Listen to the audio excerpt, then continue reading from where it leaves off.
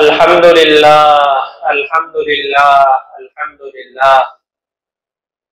মহান আল্লাহ রব্বুল আলামিনের দরবারে দিল থেকে শুকরিয়া আদায় করি যে রব্বুল আলামিন আমাদেরকে সালাতুল জুমা আদায় করার জন্য তার ঘর মসজিদে আসার তৌফিক দান করেছেন।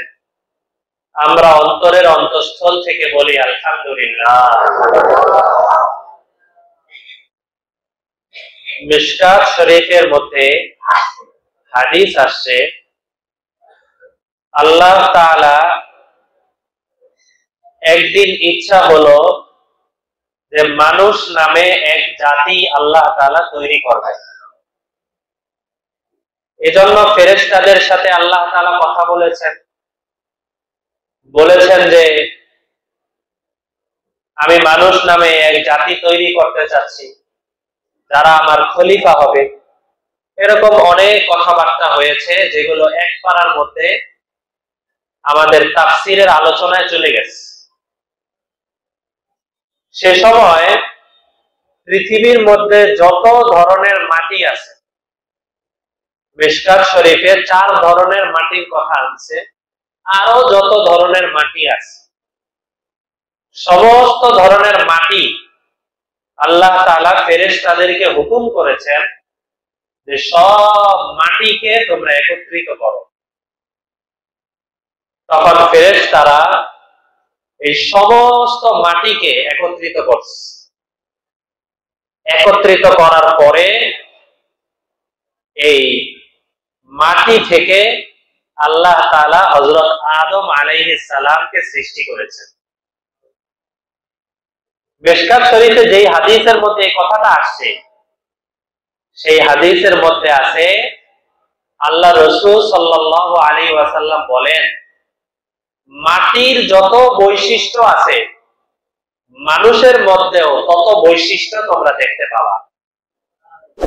মাটির একটা বৈশিষ্ট্য, কোন মাটি নরম হয়, ঠিক মানুষের মধ্যেও স্বভাবের মধ্যে নম্রতা আছে।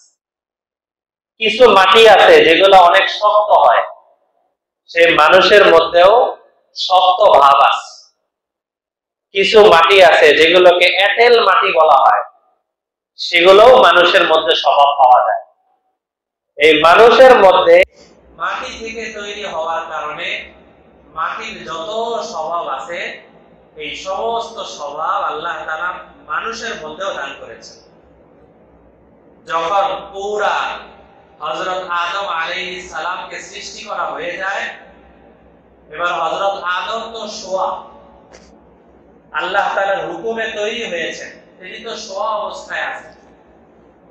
আল্লাহ তাআলা তখন এসে একটা আদেশ করেছেন, কুন বলেছেন, কোন কোন বর্ণনায় হলো ফু দিয়েছেন। সাথে সাথে ফেরেশতারা যাকে বানালো সেই মানুষটা আল্লাহু আকবার বলে শোয়া থেকে উঠে বসে গেল। সেই যে ফু দিয়েছেন বা কুন বলেছেন, ওইটাই ছিল হযরত আদমের রূহ, আত্মা। এই জন্য মানুষের মধ্যে দেহও আছে আবার রূহও আছে। আমাদের নবীজি সাল্লাল্লাহু আলাইহি ওয়াসাল্লাম যখন মানুষকে দাওয়াত দেওয়া শুরু করেছেন মক্কায়, ওই সময় কাফেরদের মধ্যে মক্কার কাফেররা শিক্ষিত ছিল না, তারা অশিক্ষিত ছিল। মক্কার কাফেররা তারা মদিনায় গেছে যে আমাদেরকে কিছু প্রশ্ন শিখিয়ে দাও, যে প্রশ্ন আমরা মুহাম্মদকে গিয়ে করব, আর মুহাম্মদ উত্তর দিতে পারবে না, যার কারণে তাকে আমরা ভণ্ড নবী বলে প্রচার করব। তো তারা অনেকগুলো প্রশ্ন শিখে আসছে। এর মধ্যে একটা প্রশ্ন ছিল, মদিনার অমুসলিমরা শিখিয়ে দিছে, তোমরা মুহাম্মদকে গিয়ে জিজ্ঞেস করবা রূহ কাকে বলে বলো। মক্কার কাফেররা এসে আমাদের নবীজিকে প্রশ্ন করছে, এই বলেন তো রূহ কাকে বলে, আত্মা কাকে বলে। আল্লাহ তাআলা মক্কার কাফেরদের এই প্রশ্নের উত্তর দেওয়ার জন্য 15 পারায় একটা আয়াত নাযিল করছেন।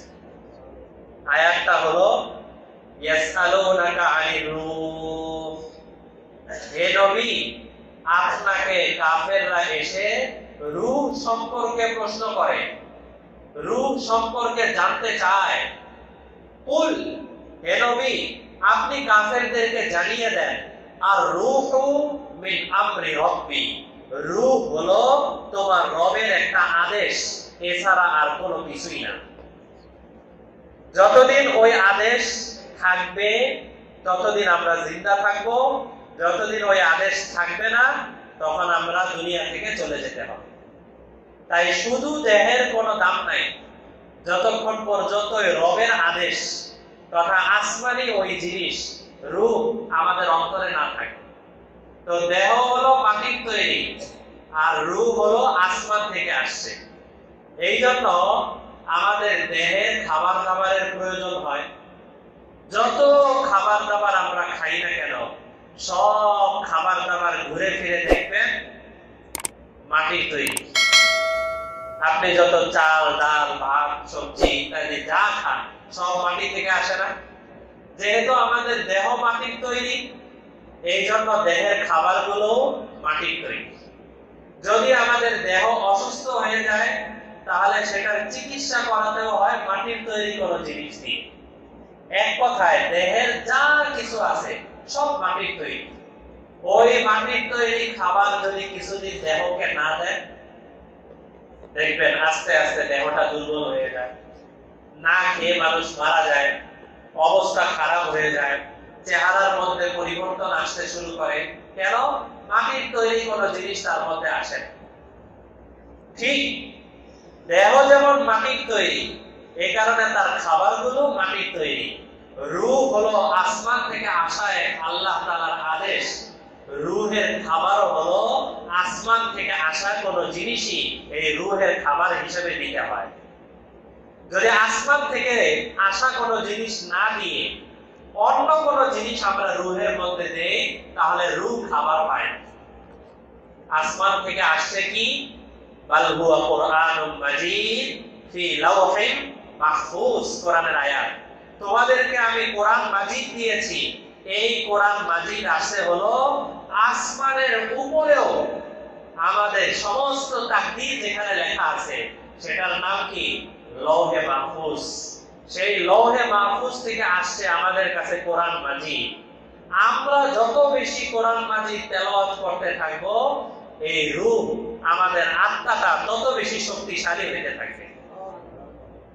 কাবা শরীফে আমরা যারা যাই, মদিনা শরীফে আমরা যারা যাই, মক্কা শরীফে যাই, কেন?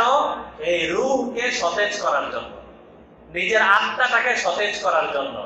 কারণ কাবা শরীফ হলো এমন এক জায়গা যেই জায়গায় প্রত্যেক দিন আল্লাহ তাআলা 120টা রহমত নাযিল করতে থাকেন। প্রত্যেক দিন তার মধ্যে 120টা রহমত নাযিল হয় হলো কাবার উপরে। কাবার চতুর্দিকে যারা ঘুরতে থাকে, তাওয়াফ করতে থাকে, 120টা থেকে 60টা রহমত এই তাওয়াফকারীদের উপরে আল্লাহ তাআলা ভাগ করে দিয়ে দেন। আর যারা ওই কাবার চত্বরে নামাজ পড়তে থাকে তাদের উপরে আল্লাহ তাআলা 40টা রহমত নাযিল করেন। আর যারা তাওয়াফও করে না, এরপরে নামাজও পড়ে না, কাবা শরীফের চত্বরে বসে ওয়ালিন নাযিরিনা ইলাইহা, হাদিস শরীফের কথা, কাবা শরীফের চত্বরে বসে কোনো ইবাদতই করে না, কিছুই করে না, শুধু কাবার দিকে তাকিয়ে আছে আনত নয়নে, কাবা শরীফের দিকে খেয়াল করে এই কালো গিলাফের দিকে দেখতেছে। এই কালো গিলাফের মধ্যে আমার নবীজি চক্কর দিছে, সাহাবীরা চক্কর দিছে, বুজুর্গানে দ্বীনরা চক্কর দিছেন, ইমাম আবু হানিফা চক্কর দিছে, বড় বড় আউলিয়া বুজুর্গানে দ্বীনরা চক্কর দিছেন। এই জায়গাটাই সেই জায়গা। এই কথাগুলো কল্পনা করে করে যারা শুধু তাকিয়ে থাকে, এই তাকানে ওয়ালাদেরকেও আল্লাহ তাআলা 20টা রহমত নাযিল করেন। আমরা কেন কাবা শরীফ যাই? কাবা শরীফে গিয়েও নামাজ পড়ি, আমরা এই মসজিদেও নামাজ পড়তে পারি, তারপরেও কেন যাব এই জন্যই যে ওই জায়গার সাথে গেলে আমাদের রূহটা সতেজ হবে। ওই জায়গায় পুরো আসমানি খাবার ওখানে পাওয়া যায়। কোরআন মাজিদ যেমন আসমানি খাবার, জিকির আসমানি খাবার, নামাজ আসমানি খাবার, অন্যান্য অনেক ইবাদত হলো আসমানি খাবার। এই খাবারগুলো যত পাওয়া হয় তত বেশি রূপ সতেজ হয়। এই জন্য অনেক আল্লাহওয়ালা বুজুর্গদের কাছে গেলে আল্লাহওয়ালা বুজুর্গরা বলেন, ভাই আপনি প্রতিদিন 100 বার সুবহানাল্লাহ পড়বেন। জিকিরের ওজিফা দেয় না? প্রতিদিন 100 বার লা ইলাহা ইল্লাল্লাহ পড়বেন, প্রতিদিন কোরআন শরীফ তেলাওয়াত করবেন। এইভাবে দেয় কেন? বুজুর্গারে দিন চান, আল্লাহওয়ালারা চান আগে এই সব খাবার দাবার খেয়ে তার রূপটা সতেজ হোক, শক্তিশালী হোক। যদি সতেজ হয় তাহলে এক সময় এই রূপ দিয়ে অনেক কাজ করতে পারবে। আর দুর্বল রূপ, তাকে তো কোনো কাজ দিলে কাজ হবে না। এই জন্য আগে সতেজ করার জন্য দেওয়া হয়। তবে যে কথাটা আমার বলা উদ্দেশ্য সেটা হলো, যদি বাই চান্স কারো দ্বারা এমন ভুল হয় যে কারণে রূহ খাবার খাওয়ার বদলতে রূহ বিষ খায়, তাহলে দিন দিন ওই রূহ আরো দুর্বল হইতে থাকে। খাবারের পরিবর্তে যদি বিষ ঢুকে তাহলে দেহ যেমন আস্তে আস্তে শেষ হয়ে যায়, দেহ যেমন দুর্বল হয়ে যায়। আজকাল বর্তমান জমানায় মানুষ অনেক দুর্বল হয়, আমরা সবাই বলি অনেক দুর্বল হয়। কেন? বলে আগের মতো পিওর খাবার, পিওর ফল এখন পাওয়া যায় না। সমস্ত ফলে ফরমালিন, এই ফরমালিন খেতে খেতে আমাদের দেহ দুর্বল হয়ে যায়। তো ফরমালিন, এতটুকু ফরমালিন যেটা দিয়ে একটা কলা, কাঁচা কলাকে পাকানো হয়, কাঁচা আমকে পাকানো হয়, কাঁচা অন্যান্য যত ফল আছে এগুলাকে পাকানো হয়, ওইটা খাওয়ার দ্বারা আমাদের দেহ দিন দিন দুর্বল হইতেছে। তাহলে গুনাহের যত আসবাব আছে এগুলো যদি আমরা আমাদের দেহের মধ্যে ঢুকাতে থাকি, আমাদের আত্মার মধ্যে ঢুকাতে থাকি, তাহলে এগুলো কি আমার আত্মাটাকে দিন দিন দুর্বল করতে থাকবে না? অবশ্যই দুর্বল করতে থাকবে। আমাদের নবীজি সাল্লাল্লাহু আলাইহি ওয়াসাল্লাম বলেন, আল গিনা, কারো কাম দিয়ে, নবীজি পরিষ্কার হাদিসটা খেয়াল করার মতো, আল গিনা, কারো কান দিয়ে যদি গান প্রবেশ করে, গান, ইউরিসুন নিফাক কামা ইউনবিতুল মাউ যারআ। তোমাদের নবী উদাহরণ দিয়েছেন, তোমাদের মধ্যে একটা জমিনের মধ্যে যদি ছোট্ট একটা গাছ থাকে, ওই গাছের মধ্যে পানি দিতে থাকলে যেমন আস্তে আস্তে আস্তে আস্তে এই গাছটা অনেক সতেজ হয়ে যায়, অনেক বড় হয়ে যায়, অনেক মজবুত হয়ে যায়, ঠিক তেমনি ভাবে কারো কান দিয়ে যদি গান প্রবেশ করে, এই গান তার হৃদয়ে যায়, হৃদয়ে যাওয়ার পরে, আত্মায় যাওয়ার পরে নেফাক, যাদের মধ্যে মুনাফিকি থাকে, যারা মুনাফিক হয় তাদের মধ্যে যে গুনাহটা থাকে সেটা হলো নেফাক। নবীজি বলেন, এই গান শোনার কারণে দিন দিন দিন দিন পানি যেভাবে গাছকে সতেজ করে দেয়, ঠিক একটা মানুষকে মুনাফিক বানানোর জন্য গান ওইভাবে কাজ করে। কান দিয়ে গান প্রবেশ করছে, এই গান প্রবেশ করার পরে এই গানটা শুধু এতটুকু থাকবে না, এটা হৃদয়ে বসে যাবে। আর হৃদয়ে বসে যাওয়ার পরে অনেক সময় দেখবেন যাদের গান গাওয়ার অভ্যাস, তারা জানেও না, তারা বলতেও পারে না, হয়তো দোকানে বসে একটু কেনা বেচা করতেছে, কিন্তু মুখে দেখবেন গান চলে আসতেছে। মুখে গান চলে আসে না? কেন আসে? কারণ গান শুনছে সে। গান শোনার কারণে ওইটা হৃদয়ের মধ্যে এমন ভাবে সেভ হয়ে গেছে যে এখন মুখ দিয়ে তার গান চলে আসতেছে। আর নবীজি বলেন যে গান কারো কান দিয়ে ঢুকলো, দিন দিন দিন দিন তার মধ্যে নেফাকি, মুনাফিকি, বক্রতা, এগুলো দিন দিন তার মধ্যে বাড়তে থাকবে। আর এগুলো যদি বাড়তে থাকে তাহলে বলেন বিষ আর ওষুধ দুইটা যদি একসাথে একত্রিত হয় তাহলে কোনটা কাজ করবে? বিষ কাজ করবে না। শরীরের মধ্যে সুস্থ থাকার জন্য ঔষধ দিতেছেন, আবার সুস্থ থাকার জন্য বা অসুস্থ হওয়ার জন্য যে কারণে হোক বিষও খাচ্ছেন, কাজ করবে কোনটা? বিষ কাজ করবে।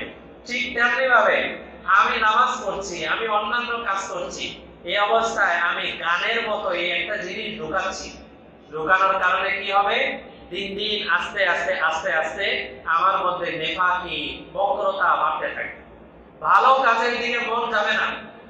এই জন্য কাফেরদের মক্কায় থাকা অবস্থায় একজন বড় কাফের ছিল, যারা নবীজিকে অনেক কষ্ট দিছে, এরকম যত কাফেররা আছে তাদের মধ্যে একজন কাফেরের নাম ছিল নজর, তার বাবার নাম ছিল হারেস। এই জন্য একসাথে মিলিয়ে তাকে বলা হয় নজর ইবনে হারেস, নজর বিন হারেস।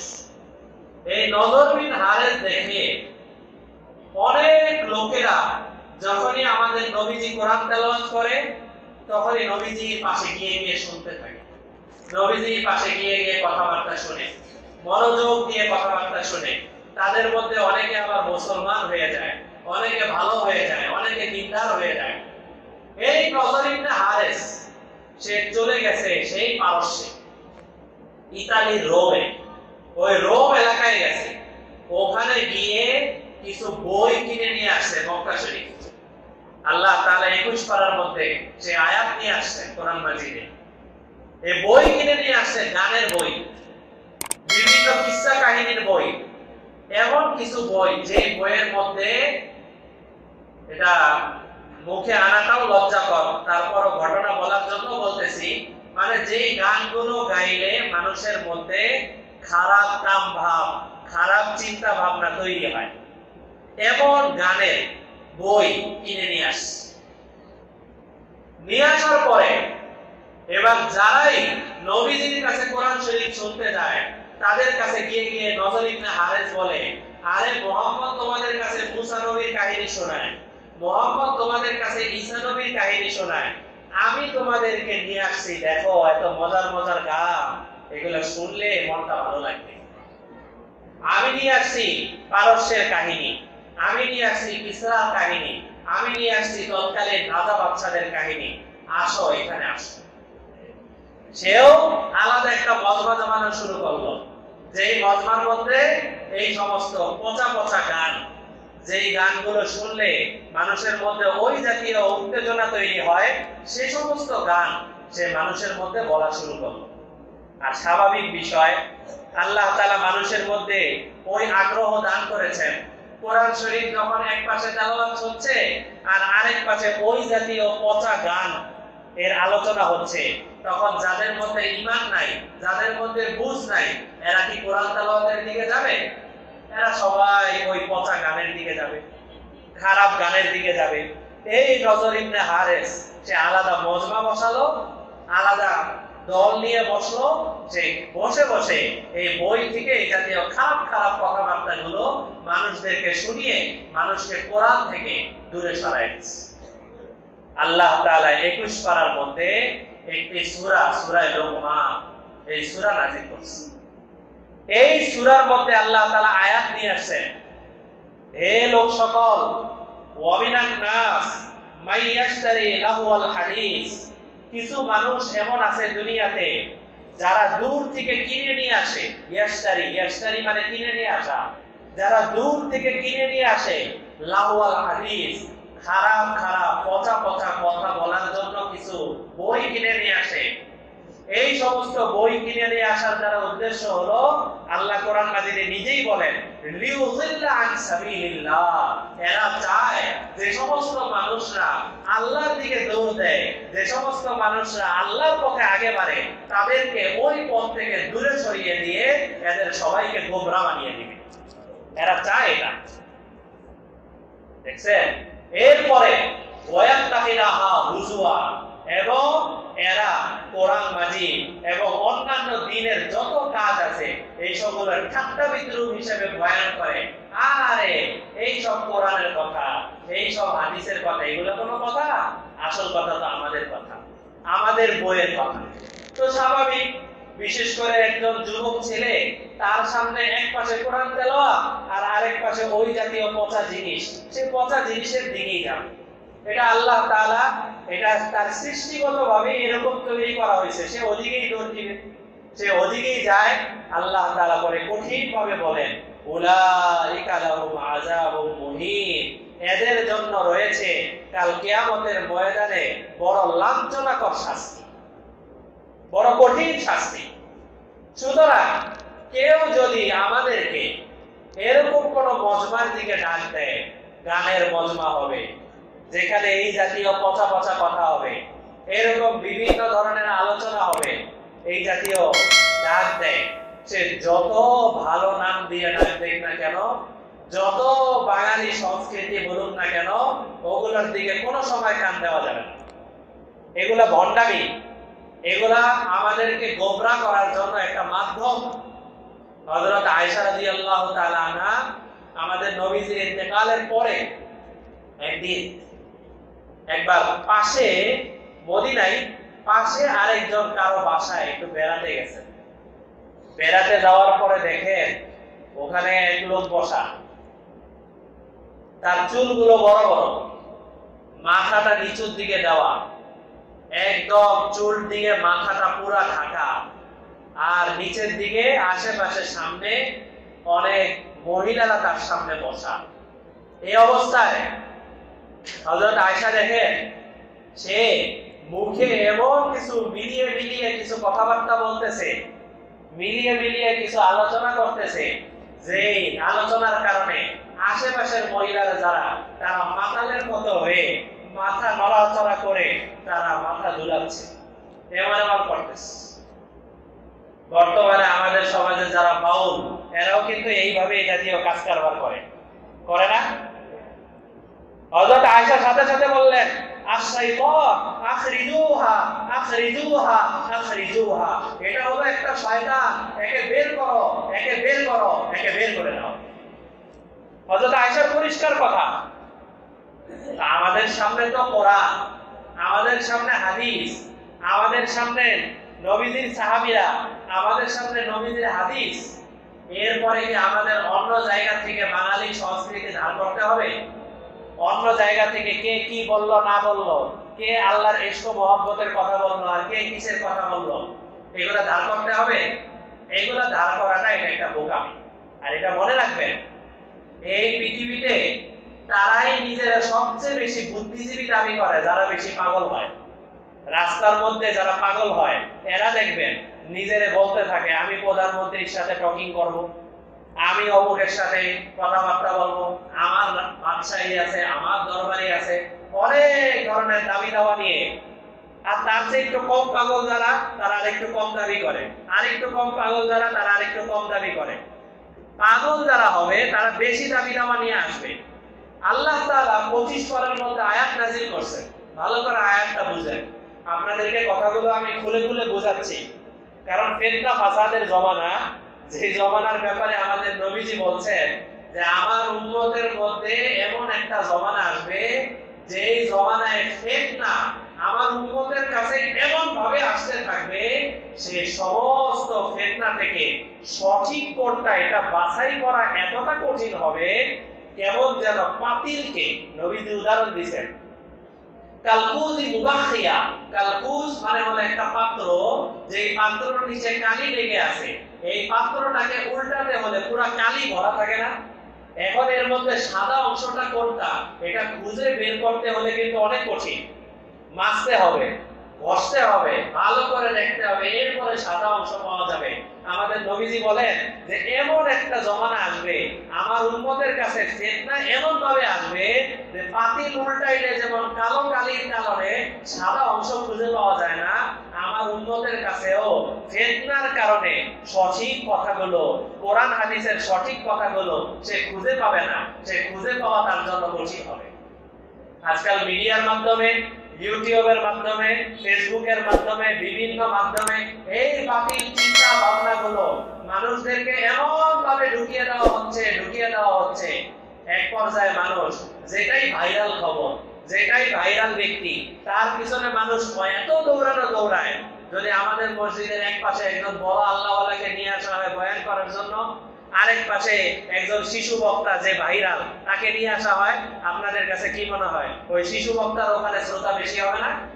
কেন শ্রোতা বেশি হবে? কারণ ওই যে প্রসিদ্ধ, যেটা প্রসিদ্ধ, যেটা ভাইরাল, ওই দিকে মানুষ দৌড়ায়।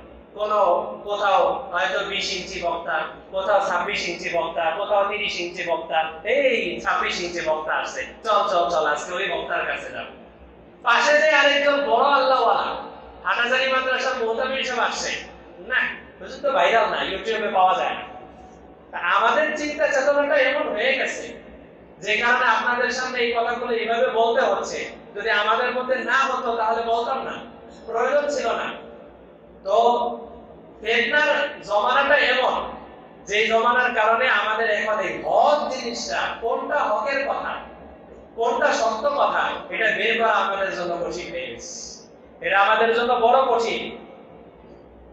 তো যে কথাটা বলছিলাম যে আমাদের নবীজি সাল্লাল্লাহু আলাইহি ওয়াসাল্লাম বলেন যে গান হলো এমন একটা জিনিস, যেই আযাবটা হলো এমন যে একটা জমানা এমন আসবে যে আমার উম্মতের উপর পাথরের বৃষ্টি বর্ষণ হবে। কিয়ামতের আগে আমার উম্মতের উপরে একটা সময় এমন আসবে যে এই সময়টা পাথরের বৃষ্টি বর্ষণ হবে। তো পাথরের বৃষ্টি বর্ষণ হবে কেন? সাহাবায়ে কেরাম জিজ্ঞেস করলেন, ইয়া রাসূলুল্লাহ, পাথরের বৃষ্টি কেন বর্ষণ হবে? নবীজি বললেন, ইযা যাহারাতিল ফাইনা, যখন বেহায়া মহিলা এত বেড়ে যাবে যে তারা নিজেরা নিজেদের পর্দা পুরুষিতা বাদ দিয়ে যাহারাতিল মাআজিব, দুনিয়ার মধ্যে গান বাজনা সব জায়গায় ছড়িয়ে যাবে, তখন আল্লাহ তাআলা এই উম্মতের উপরে পাথরের বৃষ্টি বর্ষণ করবেন। দেখছেন বেহায়া মহিলার কথা আর গান বাজনার কথা সব জায়গায়, আপনি যত জায়গায় দেখেন সব জায়গায় এই জাতীয় হাদিস আমাদের সামনে স্পষ্ট।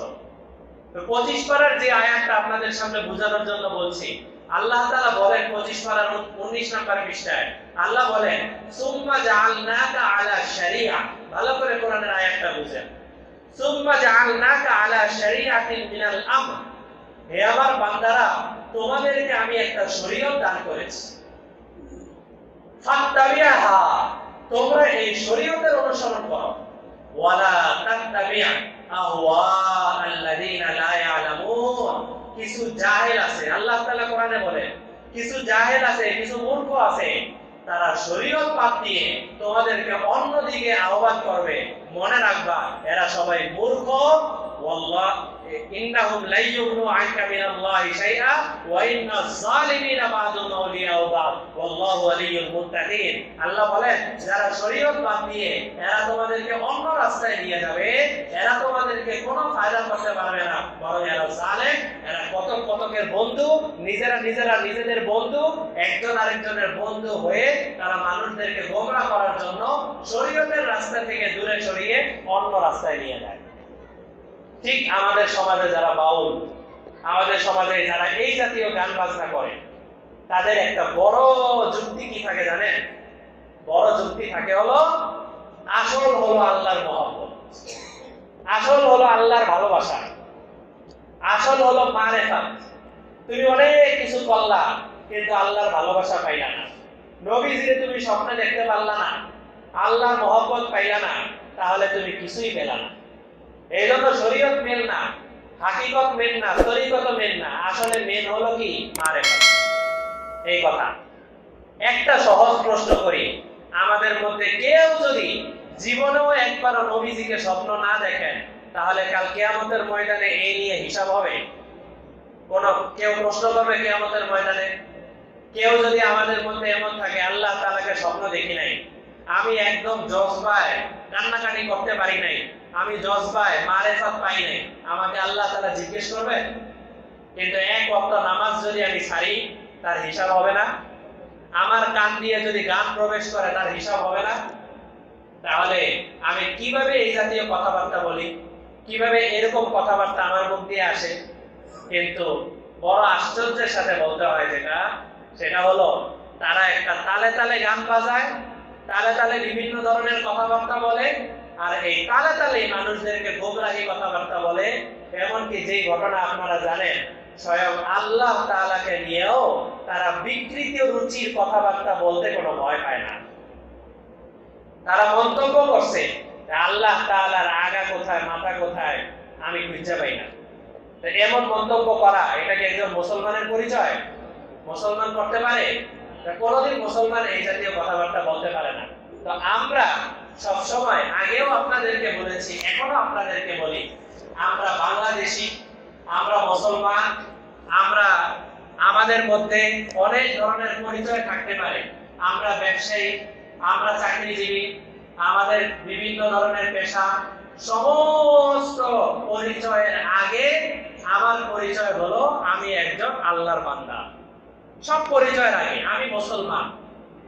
এই জন্য আমাদের কওমি মাদ্রাসায় সর্বপ্রথম কোরআন শরীফ মুখস্থ করার পরে যখন আলেম হওয়ার জন্য আমরা ভর্তি হই, বাচ্চারা ভর্তি হয় আলেম হওয়ার জন্য কিতাবখানায়, সর্বপ্রথম যে কিতাবটা পড়ানো হয় সেটা হলো তালিমুল ইসলাম। আপনারা অনেকে নাম শোনার কথা। এই তালিমুল ইসলামের প্রথম প্রশ্ন হলো তুম কौन हो, তোমরা কারা? জবাব হলো मैं মুসলমান হো, আমি মুসলমান। জবাব এটা না আমি বাঙালি, আমি আমেরিকান, আমি জাপানি, আমি সৌদিয়া, এগুলো জবাব না। সমস্ত কিছু আগে হলো আমি মুসলমান। এই জন্য আমার ধর্ম, আমার সবকিছু, একজন ব্যবসায়ীর ক্ষেত্রে দেখবেন আত্মীয় আসে, অমুক আসে, তমুক আসে, ব্যবসায়ী কিন্তু বলে যে শুক্রবার আমার দোকান বন্ধ, শুক্রবার ছাড়াও অন্য কোনো দিন প্রোগ্রাম দিও না, যত প্রোগ্রাম শুক্রবারে দাও। কেন? আমার ব্যবসা সবার আগে। ভাই দোস্ত তুমি আমার দোস্ত ঠিক আছে, তার আগে আমার ব্যবসা। আত্মীয় ঠিক আছে, তার আগে আমার ব্যবসা। ব্যবসায়ীরা এরকম কথাবার্তা বলে না? তো ব্যবসায়ীরা যদি এমন কথাবার্তা বলতে পারে, আমরা কেন এই কথা বলতে পারি না যে সমস্ত সংস্কৃতি সবকিছুর আগে হলো আমার শরীয়ত, আল্লাহ তাআলার বিধান, এটা হলো আমার সবকিছুর আগে। এই জন্য ফিতনার জমানা, এই জাতীয় যত ধরনের সংস্কৃতি, যত ধরনের কথাবার্তা আমাদের কাছে আসবে, আমরা সেগুলো থেকে কান দিব? আমরা কান দিব না। আমরা সবসময় হক্কানি উলামায়ে কেরাম কোরআন হাদিসের ভাষায় যে কথাগুলো বোঝান, আমরা সেগুলোর সাথেই থাকার চেষ্টা করব। আল্লাহ তাআলা আমাকে এবং আপনাদের সবাইকে আমল করার তৌফিক দান করুন।